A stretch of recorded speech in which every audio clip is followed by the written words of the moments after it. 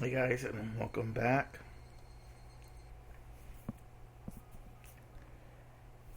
Didn't know I was gonna be making another video so soon, but you know, kind of got in the mood for it a little bit. So yeah, banquet back to the end over. Oh, to back end. My speaker then the toast starts. Are you ready? This is the back end. We're ready. We can't hear anything from the inside, so please give us a cue when the speech is wrapping up. Listen up, 10 bottles of beer per table. Make sure to deliver them to your area smoothly. Young hotel workers dressed smartly in bow ties pulled a bottle after bottle out of the beer cases, preparing for the toast. They waited for their cue to serve the drinks while listening through the intercom. In a normal party, they could have put bottles of beer on the table ahead of time, but if there was a lecture before the party, they couldn't. Guests don't mind sushi going dry due to a long speech, but they don't like seeing their tables get wet with condensation from the bottles of beer. And more than anything, they certainly don't want to drink warm beer. That's why beer has to be served right before a toast. However, there's always a speech before a toast, and usually a long one. Especially at a big party like this where there's lots of guests that give speeches, it's so extremely difficult to know when to serve. For that reason, the bottles end up sitting outside by the banquet room, and people end up drinking warm beer anyway. There were several dozen tables with white tablecloths on them in the banquet room. Approximately 8 people were sitting at each table, so there were at least a few hundred people in the room. The banquet room was filled with excitement. There were many plates with many different kinds of food on each table. A sushi platter, a sashimi platter, a fruits platter. Also along the wall were the cooks ready to serve fresh sashimi. All the guests appeared to be well-mannered gentlemen and clearly were notable people in various different fields. The huge and beautiful chandelier above them clearly indicated that this hotel had held a status good enough for these famous people. An elderly gentleman was giving a lengthy speech on the stage before making a toast. People Usually people don't like such long speeches, especially if it's before a toast. But the guests occasionally shouted yes, yes, and sometimes gave him a loud applause, filling the room with their fervor. Or maybe fervor was a pleasant way to put it. It was probably more accurate to say their excitement was bizarre. Which country would actually teach people not to show respect towards their own flag? There are no others. It's happening in Japan. That's right, that's right. Enforcing people to respect their national flag and anthem and restriction of their freedom. That's a foolish idea. Listen, love for one's national flag and anthem comes naturally to all. To know ourselves, to know our culture, to understand our history and our country itself. Those are the things that make you realize that you are a Japanese citizen, that make you understand the part you play as a citizen of this country, and the feeling you get from that is love towards your own country. However, those anti-Japan teachers are proclaiming that it's a militaristic brainwashing. Those stupid claims are wrong. What are those people doing anyway? They're teaching our children to hate being Japanese. They're the ones brainwashing them with self-destructive education. They are teaching their children that Japan should be ashamed of itself and that they should be ashamed of being Japanese. Forget who you are and deny your country. That's what they're teaching them. These innocent children listen and believe such nonsense. Of course they do. They go to school to learn things, right? If their teachers teaches them that, of course the children believe it. Can you believe such corruption exists? We must do something about this country's education now, no matter what it takes. The sound of applause filled the banquet room. All the gentlemen agreed and expressed that they felt the same way by cheering them on. After that, a gentleman wearing a cloth sash approached the stage. The hall welcomed him onto the stage with another round of thunderous applause. A rousing theme from a popular drama series played as he took the stage, but it was entirely unnecessary. Yeah, unnecessary? Okay. Before the overwhelming applause, the man's sash carried his name written in large letters along with the name of the prefecture he was running for in office. Let me introduce yourself. Oh, and on the blah. Let me introduce you, a patriot, blank gun. This man has served the former governor as his right hand man as director of office of the governor for many years, supporting the prefecture's government for a long time. Since the previous governor decided to retire, he was appointed as the next governor. Unfortunately, we have those anti-Japan teachers in our prefecture. While they proclaim freedom of education and freedom of thought, they're shamelessly forcing an anti-Japan education down on our children. They don't teach real history. They teach our children that everything was Japan's fault. They don't even mention the true purpose of the creator or of the greater East Asia co-prosperity sphere, or all those who fought to save Asian peoples from Western control. They don't even talk about how many Asian countries were actually Western colonies before Japan stood up for our freedom during the war. Our country, our county, right? Our county. our county has recovered amazingly since then, yet our children don't know any of that because those teachers don't teach them. I guess I want to point out, guys, this is like the second or so day of this being released on Steam. Um, I noticed the past couple Higurashis, when I first started playing them on the first days and stuff for videos, there's always spelling errors. And, I'm not trying to bash the translators or the people who overviewed the localization for this, but with so many months in between releases, you think they would have time to first, spell checks and whatnot, but, oh well. Okay. How truly, truly sad. I can't stand the fact that those anti-Japan teachers aren't, or actually teach our children alongside those teachers who take teaching seriously. They are insulting our educational institutions. I will become a governor and get rid of those teachers. I will straighten out our education system and make sure our children will grow up to be decent young people who could carry on Japan's future. He, Blank Kun, announces his candidacy for next year's prefectural governorship. We appreciate your support for him. I promise I will straighten out Japan's education system. Thank you for your support. Again, the break room filled with applause. That man was receiving a standing ovation. I need to explain a bit about this banquet before you misunderstand. In most of the conference of a political association or a lecture by a political candidate, it was hard to believe, but this was nothing more than a meeting of college alumni association. Everyone should be familiar with what those are, whether it's elementary school, junior, or high school, or college. Once you graduate from one of those, you normally belong to an organization of alumni. You receive invitations for reunions where you enjoy talking about the good old days. However, there are many different types of such organizations. Some are simple, and some are united with much tighter bonds. And once an organization becomes united with those tight bonds, it's no longer a simple organization of alumni. Rather, it becomes a significant faction known as an alma mater clique. In Japanese society, it's traditional for graduates to form tighter bonds that go beyond the level of an organization. Also, the more superior the alma mater, the stronger that tendency holds true. The Imperial University, one of the best universities in the country, is famous for the deep bonds that graduates form. Why do superior people like to bond? It may be because they take pride in being superior. But more than that, maintaining connections is the most significant reason. All Imperial University graduates are elites in their respective fields. They are likely to succeed and become important people. When they do, the unity of their alumni association gains immeasurable meaning. In fact, even today, the Imperial and University graduates maintain their tight academic clique, and they hold great influence throughout many different fields. They interact with other universities as well, so the graduates' bonds are extremely tight even today. Additionally, while Imperial University usually refers to the University of Tokyo, sometimes it's used to mean also the major universities in Japan. They are located in Tokyo, Kyoto, Tohoku, Kyushu, Hokkaido, Osaka, and Nagoya. They are all great schools. There happens to be an organization of alumni that includes all those 7 universities. The elderly gentlemen in the banquet room were each from one of those organizations. However, not every graduate would get an invitation here automatically. As associate of select gentlemen, in order to become a member, one must first fulfill several conditions, such as recommendation from an existing member, contribution to the society, possession of status, and so forth. Therefore, all the members are important people from different fields, and obviously the power of this organization is of a political nature. But there's one more very important criterion one has to meet to join.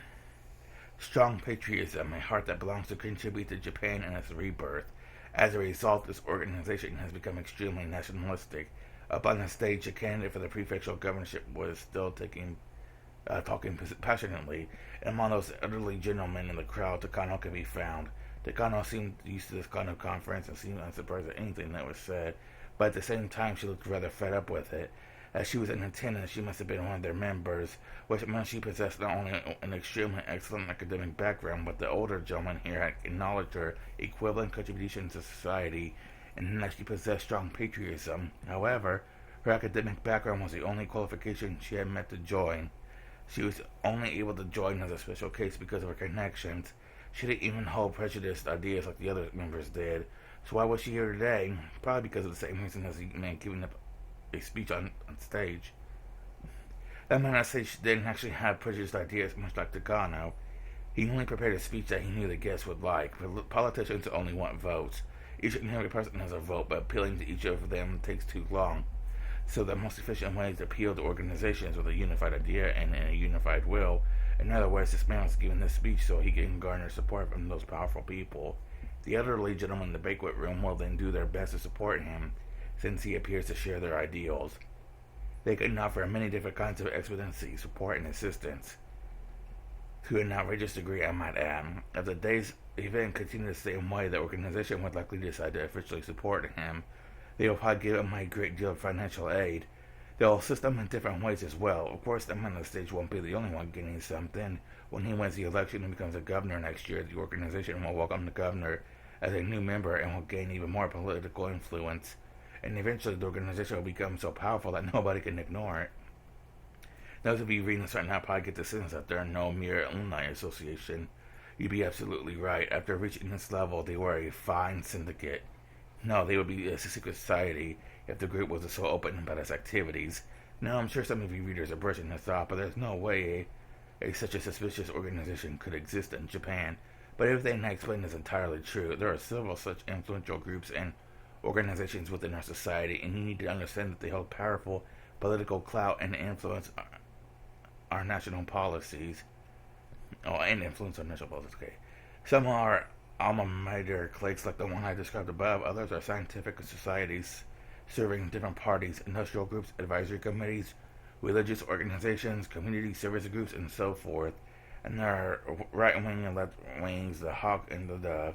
I won't go listing their specific names here, and yet you probably read them every now and then in your average newspaper. In Japan, the term for such forces aren't very common. Most of you readers probably think of a suspicious organization wearing white hoods when you hear the phrase secret society and laugh it off. Sorry about that, guys. Sometimes, when you swallow spit, it goes down the wrong way. I went ahead and took a few minute break after that anyway. Okay, let's get back to it. That was a huge mistake. In America, where there are far more territory and citizens, there's way more groups like that. And they possess such a vast influence that ignoring them is impossible. So the terms they use for such forces those that apply to those on the scale of the syndicate. Sometimes people say such groups have more power than the White House, and they're referred to as the shadow government. Even here in Japan, we had a shadow government before the war, our Zaibatsu. After we lost the war, the GHQ dismantled those blocks, but 40 years have passed since then. And there's no guarantee your country hasn't given birth to another shadow government, given how good we are at a collision groundwork and backroom deals. Mio Takano is in fact attending a conference of such a shadow government.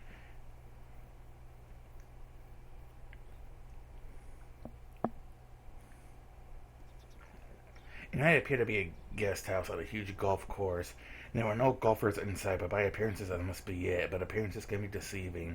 And this wasn't a golf course, but a huge backyard. The guest house was in fact a very stylish mansion. Normal people would be surprised to learn that this was a private residence. The interior of the building was as lavish as the exterior. There were beautiful carpets on every floor, expensive-looking decorations on the wall, and expensive-looking bottles of alcohol on the shelves. That's the kind of room Takano could be seeing in. There was a knock at the door, and an old man in a wheelchair and a young woman pushing it entered. As Takano stood at the bow, the old man stopped her by raising his right hand. No, you don't need to stand up. Long time no see. I've been telling you to come see me anytime, but you never do. It's good to see you, Koizumi-sensei. The old man sat down on the sofa with assistance from the woman. He was very old. His face was covered in wrinkles, and he could hardly do anything on his own. Even so, he still held a great deal of power and influence. Oh my, you haven't changed a bit, have you? I can see lipstick on your neck. Oh? Is that right? Good grief, how embarrassing. There was no lipstick on his neck. The woman who's helping him with his wheelchair was too beautiful to be a mere helper, so Takano has suspected something. As it turned out, her guess was correct. Although he was so old that he could die the next day, he wanted to stay sexually active until the very end. Even the Grim Reaper would think that's just absurd. Mio-chan, you become quite beautiful yourself. You're not a little girl anymore, eh? Oh, stop. If you really think that way, why did you try to touch my bottom, have you got to lose on having an old guy like me touch your butt? I'm sure you have plenty of chances to touch a softer butt, don't you? Takano and the old man enjoyed a tasteless conversation. They had clearly known each other a long time and were very close. The young woman came back to serve our tea. After she left, the old man started to speak. Anyway, I'm so proud of you, Mio-chan. I'm sure your grandfather in heaven is proud of you too. I hope so, but I'm not even close to approaching the level of my grandfather's great work. Takano-kan was unlucky in many different ways. The era he lived in, if he lived in a different era, I'm sure he would have finished his research. But he lived in that era, and ironically, that was why he noticed the existence of the Hinosawa syndrome. The world today is in the nuclear era with America and the Soviet Union glaring at each other over amounts of nuclear stockpiles. It takes nukes to have authority as a major power, yet we've forever abandoned our nukes thanks to our three anti-nuclear principles. In this age, we are now a nation without nukes. How deplorable. In the middle of the 20th century, despite rising tensions between West and East, there was a temporary peace known as the Cold War, brought by a balance of nukes pointed at one another. Permanent memberships in the United Nations were monopolized by nations with nuclear arms. They secured their predominance with nukes, bound the world with nuclear proliferation treaties, eternally banning non-nuclear nations from the world stage. For Japan to become a nation that can compete with the world, it must develop nuclear arms, or something that's powerful. That's what some people believed, at least. Realistically, Japan will never arm itself with nuclear weapons. I know the citizens wouldn't accept it, even if the government ignored their opinions and armed itself with nuclear weapons. It wouldn't work. By banning nuclear weaponry, Japan gained the deterrent power of the United States. Though some people thought the only way for Japan to become equal to the United States was to get nuclear arms of their own, but realistically that was impossible. But even if Japan armed itself with nuclear weapons, that would automatically let Japan join the great powers. Takano and the old man discussed the balance of nuclear power in the world. Eventually, the sound of the cuckoo clock reminded them to return to the main subject at hand. The old man pointed to the attached case that had been sitting next to Takano. Takano nodded once, opened it up, and removed the contents. There were brand new bills packed in it. How much was actually in there? A bundle of brand new millennium bills is 1 centimeter or so. There must have been at least enough to make up 8 digits. There were also 2 more attached cases by her side. However, neither Takano nor the young man were surprised at all. Takano closed the attached case and bowed. Thank you very much, Koizumi-sensei. I'll never forget about this. Money should be handled by younger people. I can't take it to heaven with me. I just hope this will be of assistance to you. Use it wisely. Of course I will. I'll use this money to only make my grandfather's dream come true. I envy Takano-kan. What a wonderful grandchild he has. I'm sure he's bragging about you up there. I haven't done anything yet. I've earned this praise when I complete my grandfather's work. I'm so jealous. My boys are no good. They're only interested in making money. What really matters is how much the money is spent. How you can contribute to the country is what's most important. That's how you repay your debt to it, you know. Oh, are you saying that treating all those lovers so lavishly is a way of repaying your country? Of course, when they shop, the country makes money. Money goes around, you see. However, those lovers will probably end up buying some foreign goods. Those probably don't work quite the way this old man thinks they do. Takano chuckled to herself. But the money I give to those women and the money I give to you are completely different. I know that very well. You worked very hard. You've retained trust and support from so many people. This is the first time I mentioned it, but Haruyama-kan and Mochizuki-kan both weren't sure about you because of your age at first. That's why I'm acknowledging your efforts. That's why I'm giving you this money. I understand. Also, for me to give you this money, this means I recognize you as the official successor of Takano's research. Thank you very much. Thank you for believing me. I truly appreciate it. No, don't mention it. This research is Takano's guns and yours too. He wouldn't want anyone else to take over. So thanks to all of your effort, I didn't have to spend too much time convincing the other old folks. Completing my grandfather's research is at least I can do for him. I won't begrudge any efforts towards that aim. Takano smiled as she remembered everything she had to go through to get to this point. It went without saying, but the old man around Takano saw her as someone from their grandchildren's generation, or maybe even younger. Just like how much trouble that Takano had to endure in order to gain the trust of those with such a large generation gap. It was hard to describe to those who couldn't even imagine her trouble, but Takano earned it. She gathered allies, drove away enemies, garnered support, and forced them to recognize her. She spent a long time establishing trust. and rising a status that the old man would welcome, which all the more reason this meeting was a reward for her many days of hardship. Now that she has officially had a powerful influence backing her, she could spread her wings and see the completion of her grandfather's unfinished research. Well, now that you're officially continuing Takano's research, there's something I need to tell you, Mio-chan. What is it? I'm listening. The old man paused and pulled an expensive cigarette from the cigarette holder on the table. Takano lit it up for him. She didn't smoke herself, but knowing the old man did, she kept the lighter in her pocket. The constant build-up of little gestures like that were how she gained trust like she held today. Takano noticed that Hinamizawa sent to Manchuria, not Japan. Yes, according to my grandfather's journal, around Showa 15, he learned that many soldiers sent from Hinamizawa to the Guangdong Army expressed terminal symptoms, which led him to surmise that an unknown infectious parasite dwelled in Hinamizawa. Under the harsh conditions of war, people sometimes lost their minds. In those conditions, those who were sent off to a far battlefield from Hinamizawa spent their days under duress, and occasionally they exhibited terminal symptoms, hallucinated, and caused twisted incidents. Yet all that occurred in the extensive chaos of the battlefield. Every incident was handled separately, and no one suspected there was an underlying cause. At the time, Takano-kan was working as a military physician in the Guangdong Army. He was researching the prevention of different infectious diseases, and one day he noticed that several incidents of deranged behavior were occurring among soldiers in the same hometown. He hypothesized that these symptoms were unique to those of Hinamizawa, and began his own personal research. He hired soldiers from Hinamizawa as workers in his research center and studied them there. Then he learned of the unique Hinamizawa faith in Oyoshiro-sama, and he was convinced that he found an infectious parasite with unique properties. Some may wonder how he could be so certain that these symptoms were caused by unusual parasites. At the beginning of the 20th century, German doctors proved that some unknown diseases were caused by bacteria and parasites. At the time, it wasn't too far of a jump to assume that the unknown pathogens could be behind unknown diseases. For instance, in modern times, it's been revealed that beriberi is caused by vitamin B1 deficiency. But at the start of the 20th century, Manley loudly proclaimed that it was the work of an unidentified pathogen. Yes, my grandfather predicted that his research would be valuable to the army, so he asked for a budget, but they just laughed at him. As a researcher, her grandfather was very talented and passionate, but when it came to gaining aid of political powers, he simply struck out. Hinamizawa syndrome, no, the possible existence of a parasite that infected the human brain and controlled emotions, even though he made the remarkable achievement of discovering a mystery no one had explained before him. He was unable to convince others of the achievement and spent his life alone, unable to garner support and unable to achieve proper recognition for his achievement.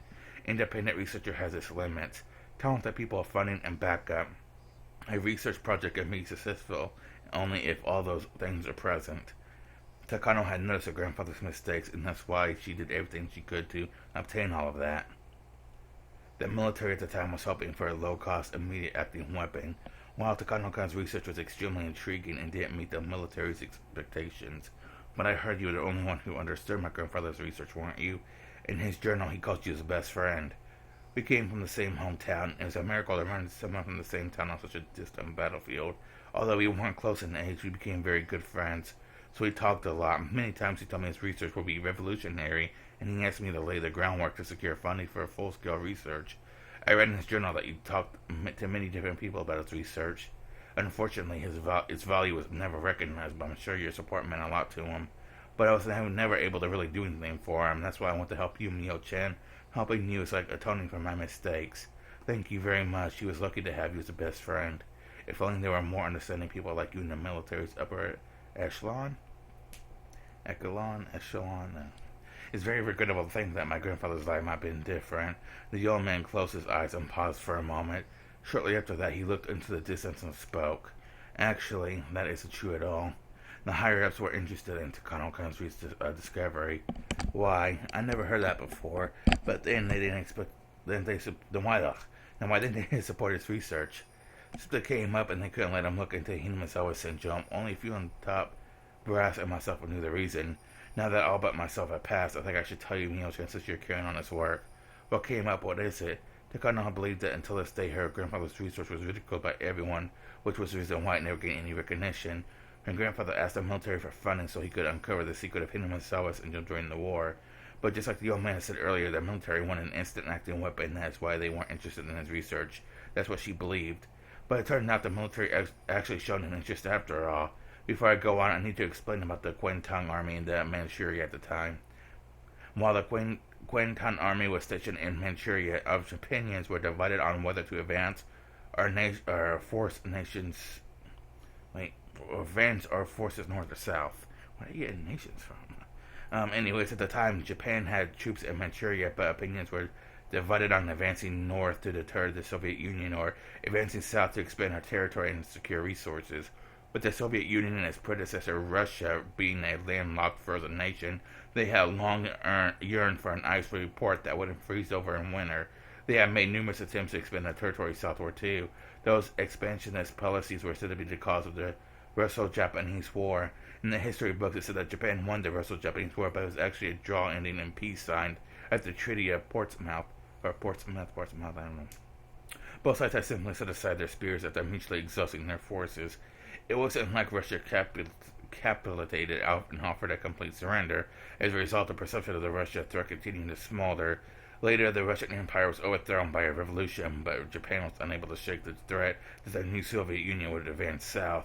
According to the history books, Japan went south. They signed the Soviet-Japanese Neutrality Pact and abandoned the northern advance. As a result, when the Great Patriotic War began, the Soviet Union was able to respond to pressure on their German front by pouring in their eastern forces.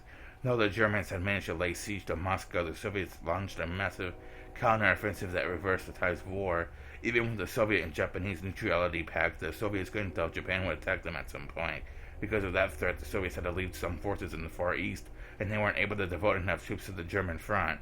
For starters, the Soviets had forged the Germany-Soviet non-aggression pact too, yet Germany broke the treaty and attacked the Soviet Union. To make matters worse, Japan and Germany had forged a military alliance.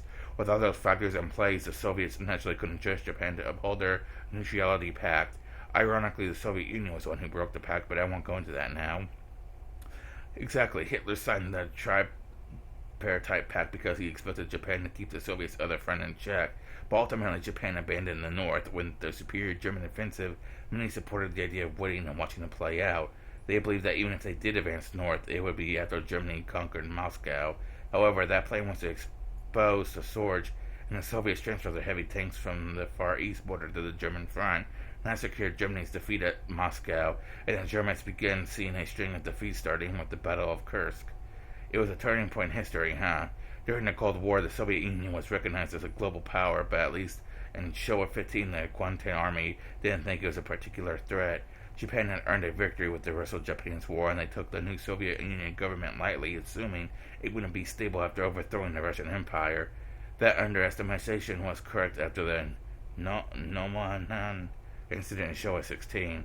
After several fierce short-term battles with the Soviet Union's advanced mechanized corps that led to the great losses, the Kuomintang army realized that they shouldn't fight the Soviets, and they inclined Japan towards the Soviet-Japanese Neutrality Pact. But at the very least, up until Nomonhan incident, the Kuomintang army was strongly conscious of the Soviets and divided on advancing north to south. Thanks to that, there were also voices advising caution, suggesting we avoid all-out war with China in order to shore up our forces against the Soviets. But the Sino-Japanese War broke out after the Marco Polo Bridge incident, right? July 12, the Japanese and Chinese armies were staring at each other across the Lugo Bridge in Beijing. It was the middle of the night on July 7th. The Chinese army fired on the Japanese army in training, and they engaged in combat. This triggered the long Sino-Japanese War. Yes, according to historical records, that incident triggered the Sino-Japanese War. But with opinions divided over advancing north to south, the army was equally divided over full-scale confrontation with China. No, in fact, we even received orders from General Staff Headquarters to resolve the matter quietly before the incident grew much bigger. So those supporting the northern advance wanted to settle the Battle of Lugo, but quietly insisting that the conflict with China was pointless in light of an anti-Soviet strategy. However, those on the mainland supporting the southern advance used this incident as cause to dispatch more troops to China. They enacted hard policies against China, and thus the Marco Polo Bridge incident became the trigger for Japan and China to enter all-out war. After that, there were bitter struggles in the Nomonhan incident. Japan greatly revised their Soviet strategy. They signed the Soviet-Japanese Neutrality Pact and secured the route for their southern advance. The Sino-Japanese War got worse and worse. If the Marco Polo Bridge incident had happened, it's possible that the history would have gone very differently.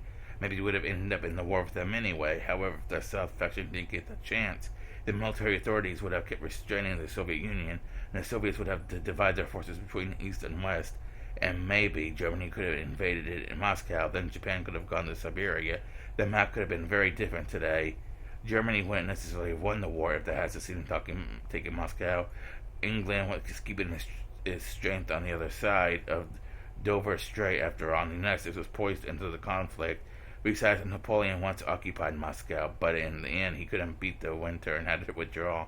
It is one of those ifs. The Axis might have won the war. Yes, it's possible that the gunshot from the Marco Polo Bridge incident changed the tide of history. Both sides had different opinions of who fired the shot, right? According to the Japanese side, a Chinese soldier fired a shot at a Japanese soldier who got too close to the Chinese camp. However, the Chinese side claimed that the shot was a conspiracy invented by the Japanese military. But the shot was fired, even though nobody knew who actually pulled the trigger. It sparked the Sino-Japanese War. Yes, that's what history books say, but Koizumi-sensei, what does that have to do with my grandfather? Yeah, like seriously. In the Marco Polo Bridge incident, a shot was fired at the unit that was training in the middle of the night. Everyone was summoned for a roll call. There was one missing soldier. The soldier came back later and said that he was sent as a messenger and got too close to the Chinese camp. By the way, did you know that the soldier was from Hinazawa? Really? When Takano-kan was talking about Hinazawa syndrome, he said that the soldier from Hinazawa could suddenly fall into a deranged state. And we realized that the soldier from the Marco Polo Bridge incident was in fact from Hinazawa. And what about the first shot fired? I don't know the truth, but I think it's possible that a soldier in the terminal stage of Hinazawa syndrome fired the shot. And that soldier was killed in the incident. Since there was no record of it, nobody knew exactly how he died. The Japanese side claimed that the Chinese army had fired at them and negotiated with that in mind. Just a scant few days after the incident, Japan demanded an apology from the Chinese. Another show of the force dispatched 3 divisions of reinforcements. The Chinese side was, of course, opposed to that. The situation escalated at once. If research into Hinazawa syndrome continued, the higher-ups thought it could negatively influence the Japanese army's claims. So in order to avoid the risk of reversing that political gray zone, they rejected Takano-kan's research. So basically, because of that, they refused to even consider my grandfather's research long after the war ended too.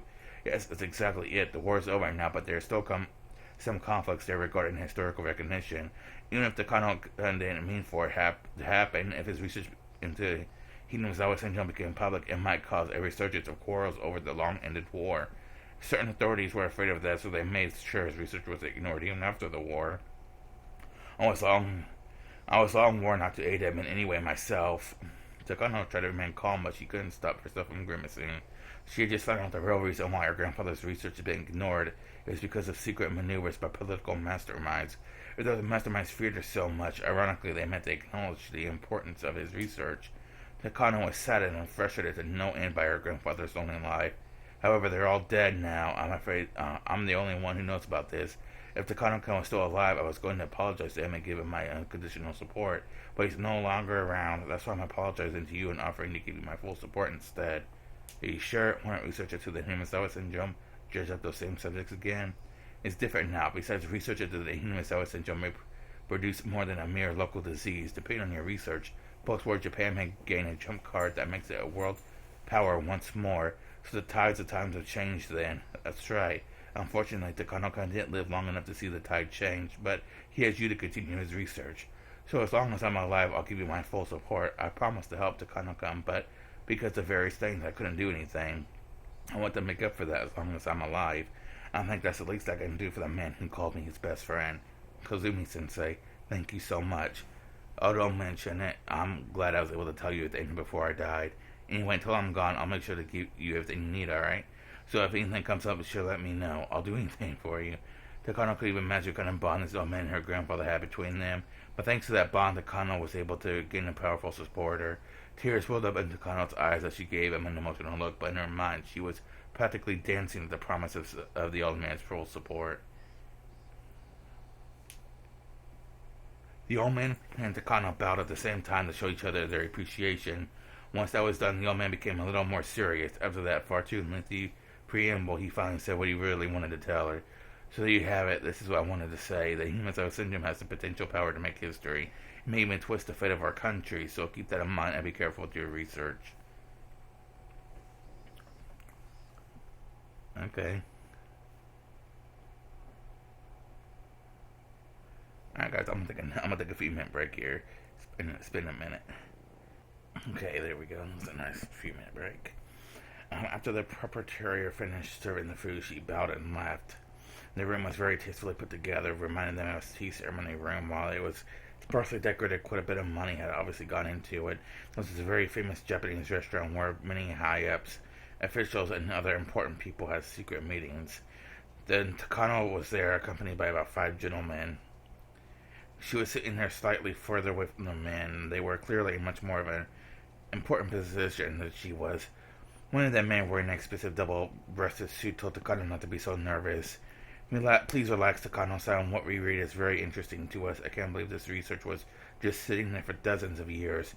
It's surprising. I thought most of the research on BC weapons and Japanese military conducted during the war fell to bear fruit, and nothing was left after the U.S. military confiscated even the fundamental research.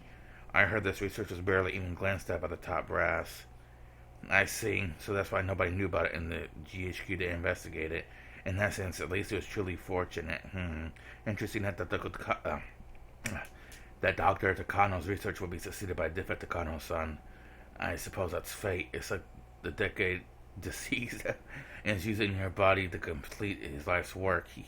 Maybe that's true. I feel a mysterious connection to him too. Takano adored Takano Hifumi and called him grandfather, but she hadn't revealed that relationship to others. She realized it wouldn't be beneficial for people to think she was involving personal feelings in her continuing Dr. Takano's research. So publicly, she once had exchanges with Takano Hifumi, and after his death discovered his research documents with his remains and chose to carry it on. At least that's how the story went. Well then, what do you think? The defense agency was very interested. According to Nakagawa-kan, the Defense Agency's Technical Research and Development Institute showed great interest. They offered to sponsor the research too. Oh, that's wonderful. Congratulations, Takano-san. Thank you very much. Here's what they said. There's a research council for next generation deterrence being led by experts from several different ministries. One of those is called the Alphabet Project. Have you heard of it, Takano-san? There's no way she would know about something like that, but it's very possible for those nationalist research to be dangerous without citizens knowing about it. Society forms something like a web made of connections between people. People hold hands with other people who share the same ideas and end up knitting a net. Of course, some nets are well known, but there are some secret ones too. So there's no way of guessing just how the men at this meeting were connected.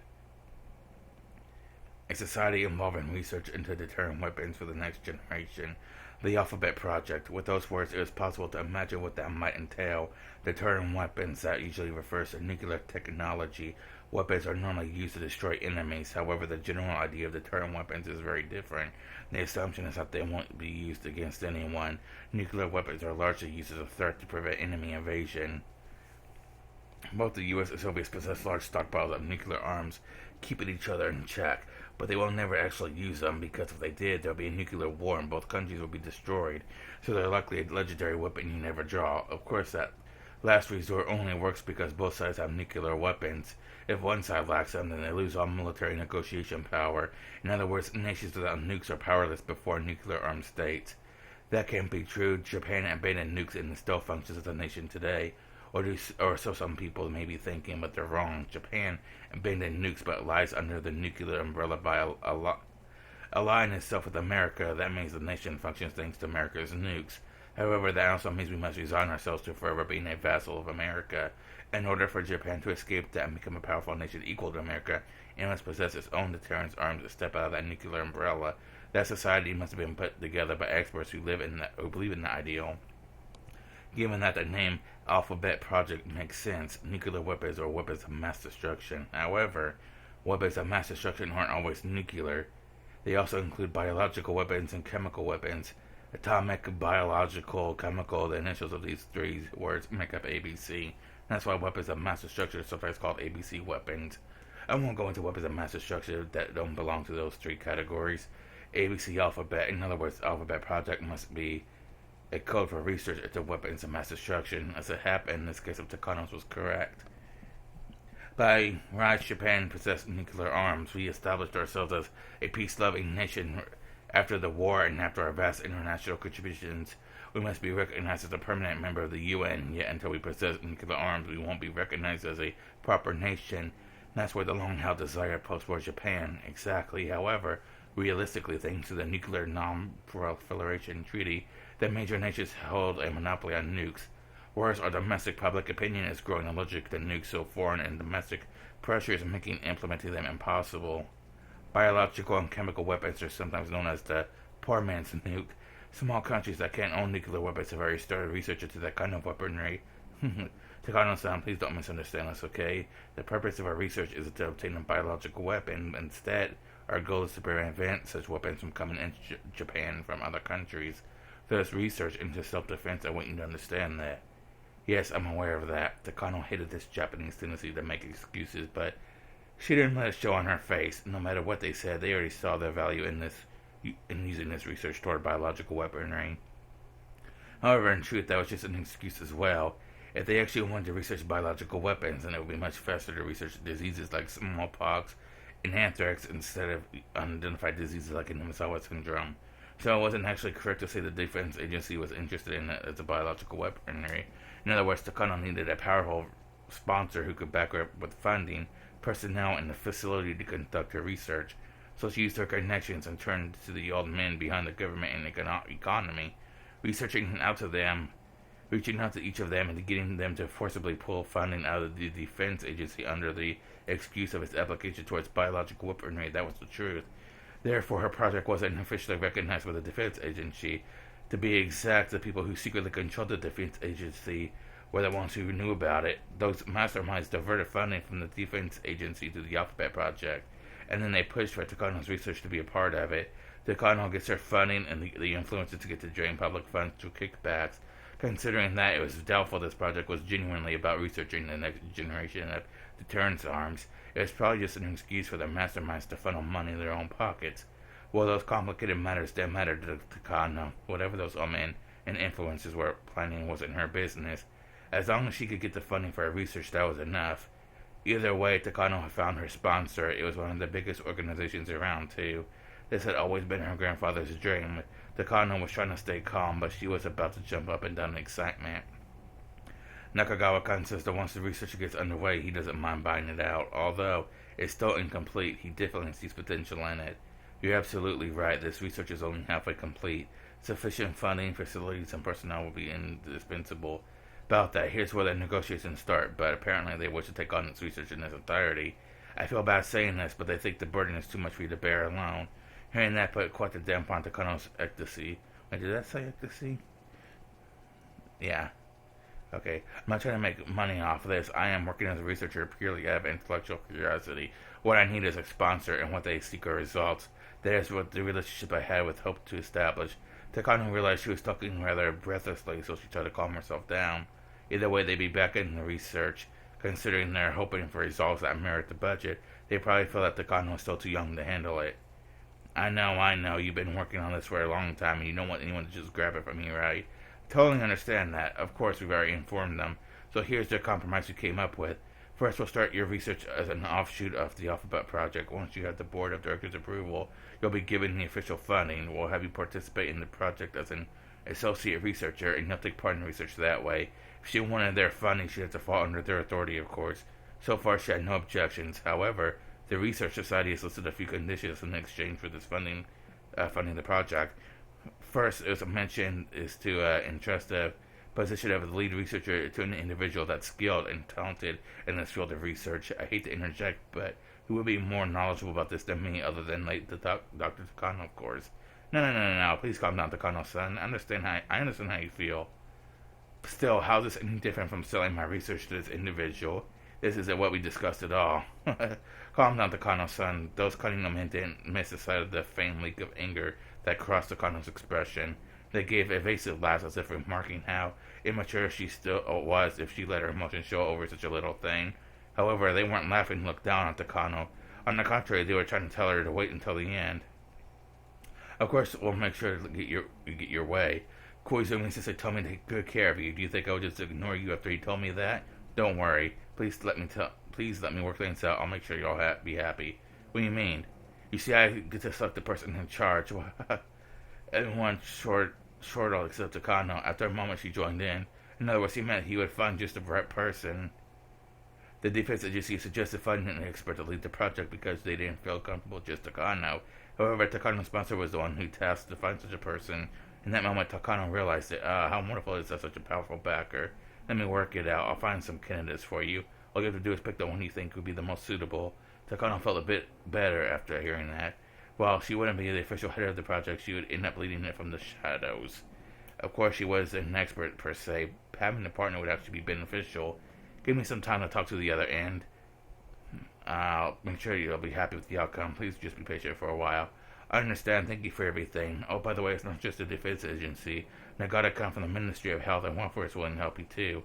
He introduced me to Ito-kun from the National Institute of Infectious Diseases. He's willing to help you with this equipment, and other technology.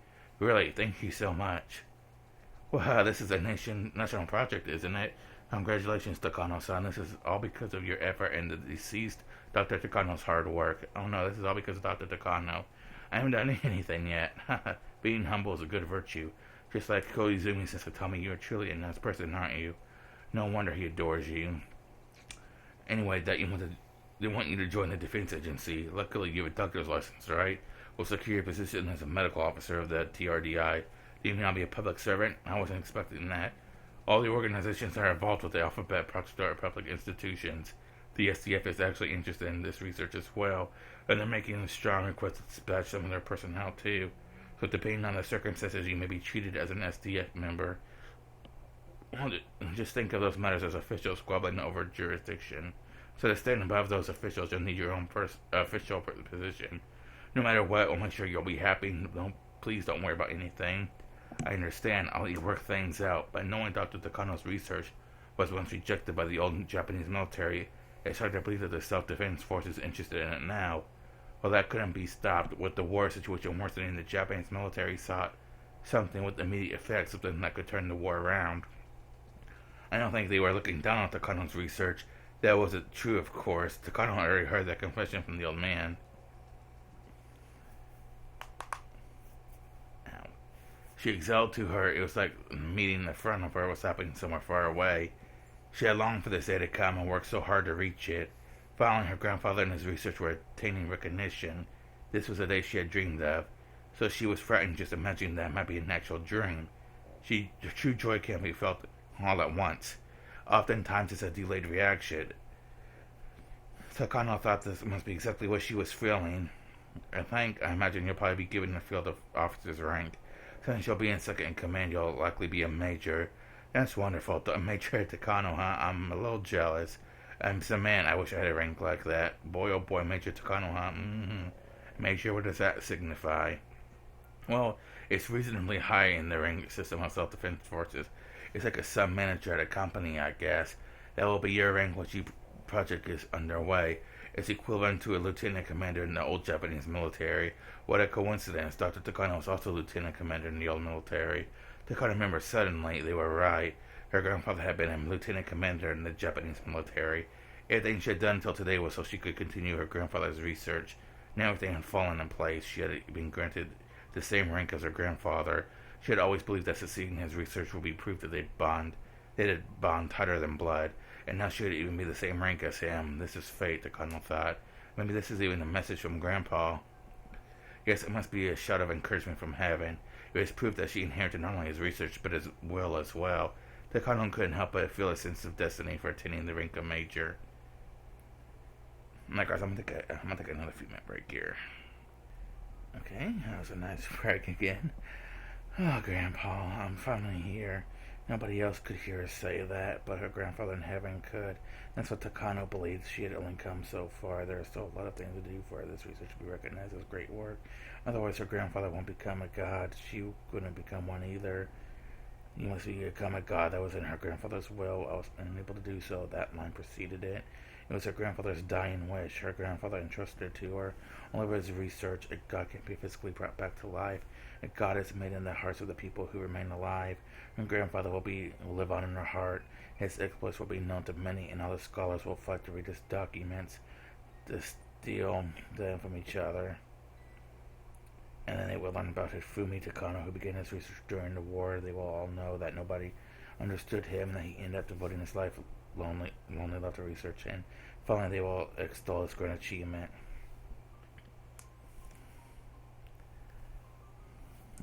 Took a break right before this. Oh, great! I do that again. Is this like a halfway mark, or is this the end of this little part here? Okay. So let me guess, we don't got no new tips, okay. Once again, that's fine by me. Anyways, guys, I want to thank you guys for watching. I'll see you guys next time.